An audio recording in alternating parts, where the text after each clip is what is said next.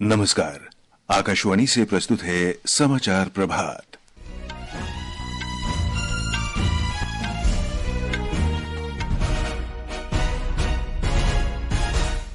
प्रधानमंत्री नरेंद्र मोदी आज शाम आंध्र प्रदेश में 2 लाख करोड़ रुपए से अधिक की परियोजनाओं का लोकार्पण और शिलान्यास करेंगे।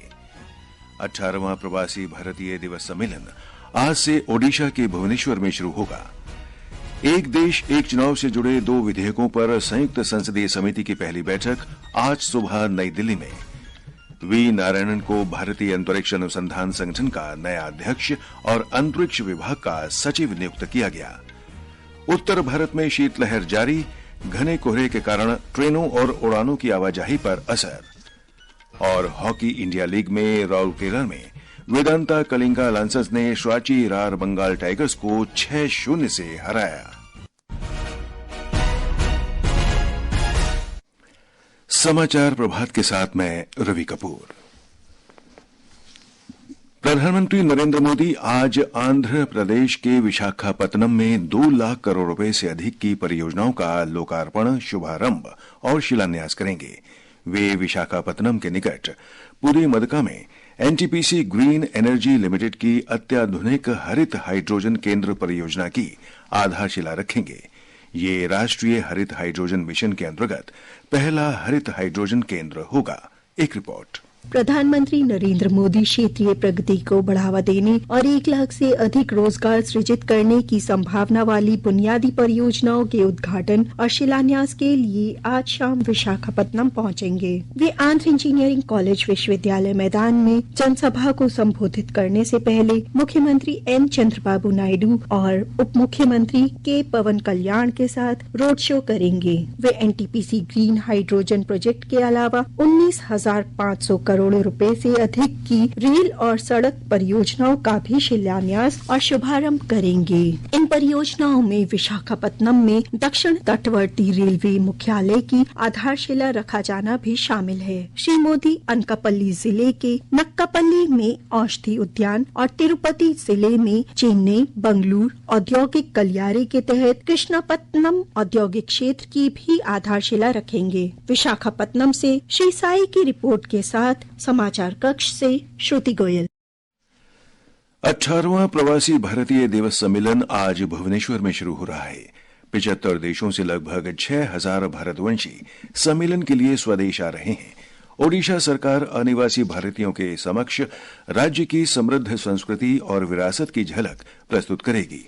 सम्मेलन का शुभारंभ युवा प्रवासी भारतीय दिवस से होगा। राज्य सरकार ने युवा कार्य और खेलकूद मंत्रालय के सहयोग से इसका आयोजन किया है।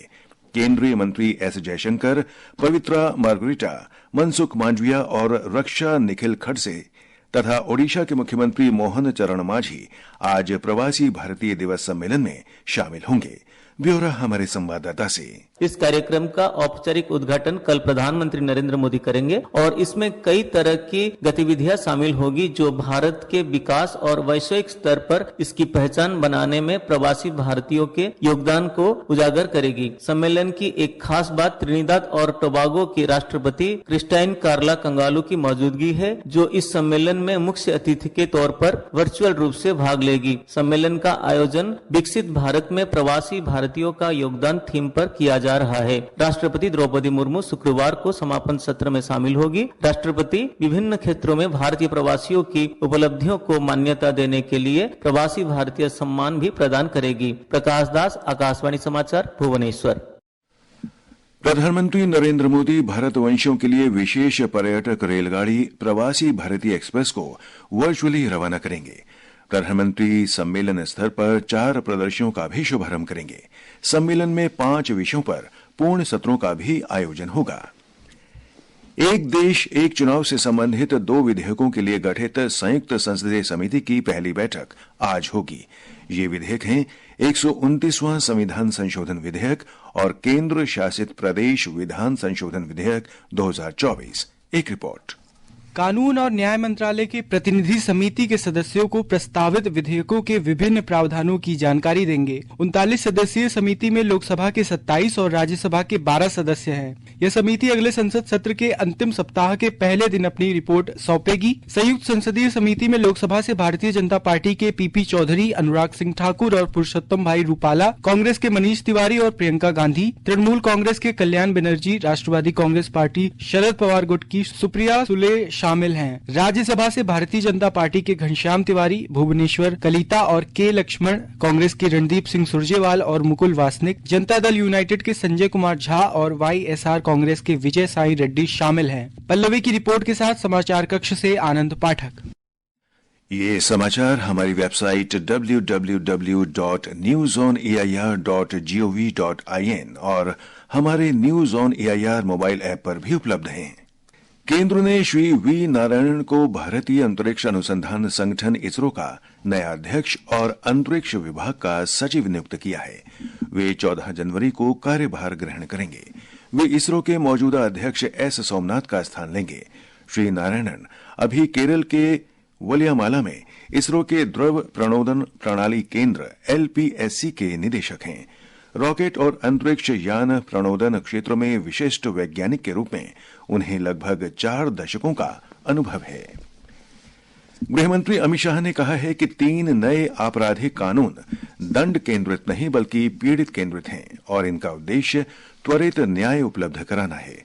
उन्होंने नई दिल्ली में मुख्यमंत्री योगी आदित्यनाथ के साथ हुई बैठक में उत्तर प्रदेश में इन कानूनों के अंतर्गत की जा रही कार्रवाई की समीक्षा की। श्री शाह ने कहा कि इस वर्ष मार्च तक उत्तर प्रदेश के सभी 7 कमिश्नरी में नए आपराधिक कानूनों का 100% अनुपालन सुनिश्चित किया जाना चाहिए। प्रौद्योगिकी का उपयोग बढ़ाने के बारे में श्री शाह ने कहा कि राज्य के प्रत्येक जिले में 1 से अधिक फोरेंसिक मोबाइल वैन उपलब्ध होनी चाहिए। केंद्रीय सड़क परिवहन और राजमार्ग मंत्री नितिन गडकरी ने पूरे भारत में चालक प्रशिक्षण संस्थान स्थापित किए जाने के लिए एक योजना घोषित की है। इसके अंतर्गत संस्थान की स्थापना के लिए प्रोत्साहन राशि उपलब्ध कराई जाएगी। स्वचालित परीक्षण केंद्र और चालक प्रशिक्षण संस्थान की एकीकृत अवसंरचना के लिए अतिरिक्त प्रोत्साहन राशि भी दी जाएगी।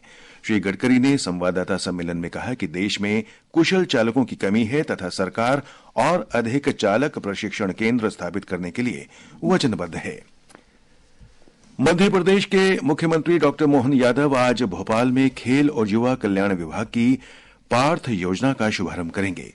राज्य के खेल और युवा कल्याण मंत्री विश्वास सारंग ने कहा कि योजना के अंतर्गत प्रदेश के युवाओं को भारतीय सेना, पुलिस और अर्ध सैन्य बल में रोजगार के अवसर उपलब्ध कराने के लिए भर्ती पूर्व प्रशिक्षण दिया जाएगा, जिसका नाम है पार्थ। पार्थ मतलब police, army recruitment training and हुनर योजना। प्रदेश का एक बहुत बड़ा युवा वर्ग पुलिस और आर्मी में भर्ती के लिए प्रयास करता है, पर उसको सही रूप में फिजिकल और प्रैक्टिकल ट्रेनिंग की बहुत दिक्कत होती है। संभागीय स्तर पर पहले चरण में उसको लेकर हम एक प्रॉपर ट्रेनिंग करेंगे।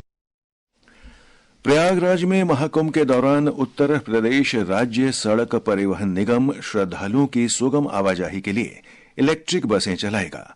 मुख्य स्नान के दिनों में सुव्यवस्थित भीड़ प्रबंधन के लिए प्रयागराज के आसपास से आने वाली बसों को बाहरी मेला क्षेत्र में स्थापित 8 अस्थायी बस अड्डों से संचालित किया जाएगा।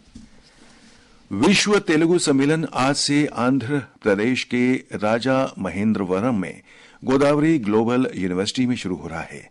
2 दिन के इस सम्मेलन में प्रतिष्ठित तेलुगु लेखक, साहित्यकार, पूर्व उपराष्ट्रपति एम वेंकैया नायडू, पूर्व मुख्य न्यायाधीश एनवी रमणा, दोनों तेलुगु राज्यों के राज्यपाल, केंद्रीय और राज्य मंत्री, सांसद, कलाकार और अभिनेता शामिल होंगे। उत्तर भारत में शीतलहर जारी है। मौसम विभाग ने आज पंजाब, हरियाणा, चंडीगढ़, दिल्ली, उत्तर प्रदेश, राजस्थान और उत्तरी मध्य प्रदेश में भीषण ठंड का अनुमान व्यक्त किया है।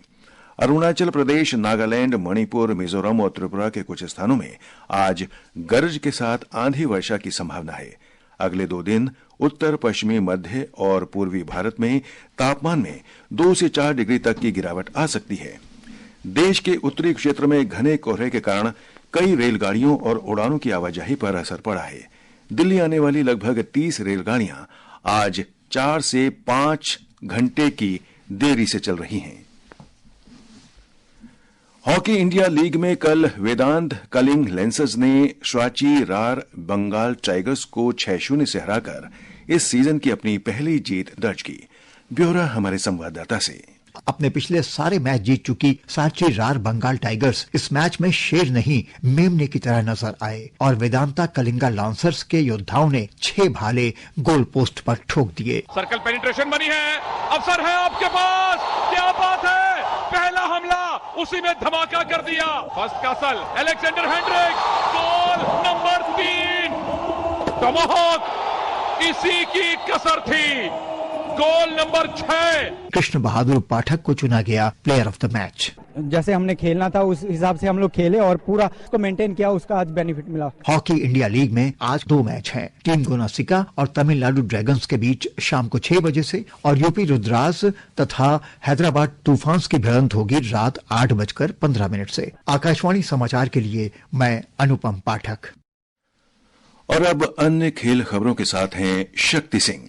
पुरुष शॉटपुट में एशियाई खेल विजेता बहादुर सिंह सागू को भारतीय एथलेटिक्स महासंघ का नया अध्यक्ष चुना गया है। चंडीगढ़ में कल शुरू हुई महासंघ की 2 दिन की वार्षिक आम बैठक में ये घोषणा की गई। बैडमिंटन में मलेशिया ओपन में भारत की त्रिशा जॉली और गायत्री गोपीचंद ने महिला डबल्स के राउंड 16 में प्रवेश किया। इस जोड़ी का सामना आज कुआलालंपुर में झांग सुक्सियन और जिया यिफान की चीनी जोड़ी से होगा। भारतीय बैडमिंटन खिलाड़ी लक्ष्य सेन टूर्नामेंट से बाहर हो गए। प्रतियोगिता में आज भारत की मालविका बंसोड़, आकर्षी कश्यप और अनुपमा उपाध्याय अपने मुकाबले खेलेंगी। उधर world table tennis star contender 2025 में मानव ठक्कर और मनिका बत्रा की भारतीय जोड़ी ने कल कतर के दोहा में क्वालिफाइंग राउंड 1 में फ्रेंच जोड़ी फ्लेवियन कॉटन और चार्लोट लुट्स को 3-1 से हरा दिया। ये समाचार आकाशवाणी से प्रसारित किए जा रहे हैं। ताजा समाचार जानने के लिए आप हमारे social media handle x@AIR news Hindi को फॉलो कर सकते हैं। और अब आज के समाचार पत्रों की सुर्खियों के साथ हैं देवेंद्र त्रिपाठी। धन्यवाद रवि।